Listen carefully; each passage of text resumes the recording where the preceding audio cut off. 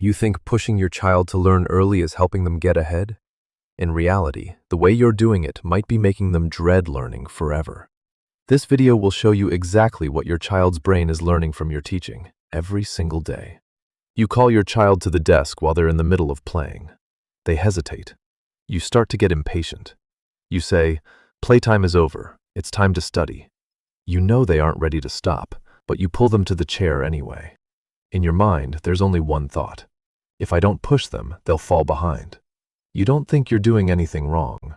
You're just trying to do what's right. But there is something you aren't seeing.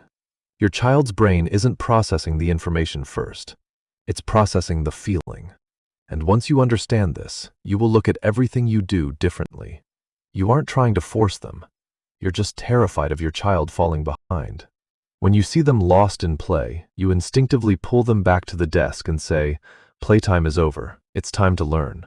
You look at other kids who are already ahead, and that silent anxiety starts to kick in. But here's the truth. This isn't the moment you're teaching them. It's the moment you're interrupting how they actually learn. When that cycle of curiosity is broken, a child's brain begins to link learning with interruption and pressure. That natural inner drive starts to fade because learning is now the enemy of fun. Do you really think you're helping them speed up?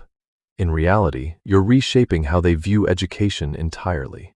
And it doesn't just stop at their behavior. A child's brain doesn't learn what you teach. It learns the feeling associated with it. You see them sitting at the desk, but their eyes keep wandering. They rush through the work just to be done, asking, "Is it over yet?" instead of, "How does this work?" You think they lack discipline. In reality, they are reacting perfectly to pressure. They aren't distracted. They are looking for an exit. When pressure kicks in, the amygdala takes over.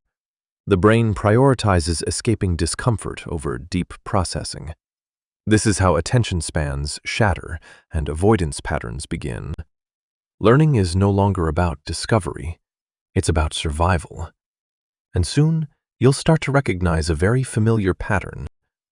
You think this problem just started? In reality, it's been building up for a long time.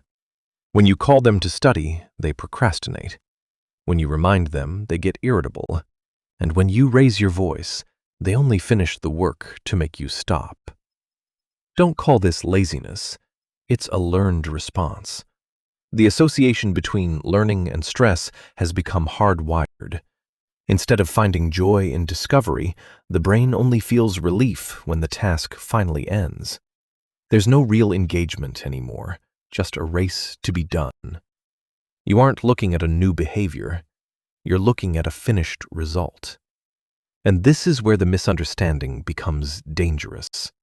You aren't saying these things out loud, but your child's brain is learning them anyway. You praise when they're right, rush to fix them when they're wrong, and compare when they're slow. You think you just want them to be better. In reality, you aren't helping them get ahead. You're teaching them to fear learning. It's not that they lost their motivation. You're replacing it. Their brain starts to depend entirely on external validation. Intrinsic motivation never gets a chance to grow.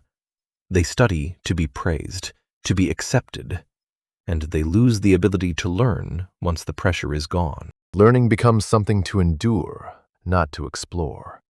But there's a reason you keep doing this. The problem doesn't start with your child. It starts with your own anxiety. You see other kids reading early, you hear people ask how's their progress, and you start putting pressure on yourself. Your brain is simply reacting to social comparison and the dread of falling behind. You choose the quick fix, pushing harder, just to quiet the worry inside. You don't lack knowledge, you are simply overwhelmed. In these moments, you aren't parenting from a place of wisdom, you are reacting from a place of stress. This pattern programs your child's brain to run on your own tension day after day. You just don't want them to be left behind. And this is where everything can change. The real issue isn't about whether you start teaching your child early or late. It's about how their brain begins to define learning from the very start. There are parents who teach through pressure, and there are parents who teach through the way a child feels about discovery. The truth is, children don't fear learning because it's hard. They fear it because of how it's being introduced. If you've ever pulled your child away while they were lost in play, you know exactly how this feels. If you want to dive deeper into how a child's brain actually learns, you are welcome to stay here with me.